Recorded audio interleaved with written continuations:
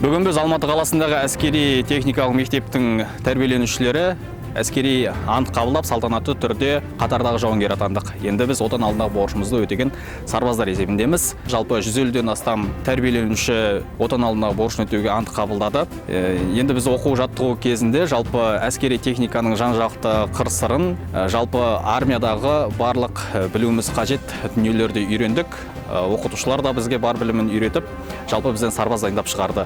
Және де осы оқу барысы кезінде біз оқу жаттығудан да өттік.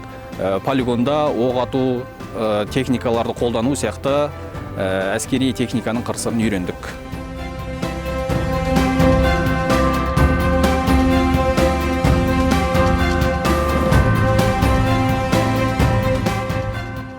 Біз Қарағанды қаласынан келдік. Алматы қаласында балам әскери ант қабылдап жатыр. Біз өте қуаныштымыз бүгін. Керемет қуаныштымыз. Әрдайым отан алдындағы борышын өтеуге менің балам дайын.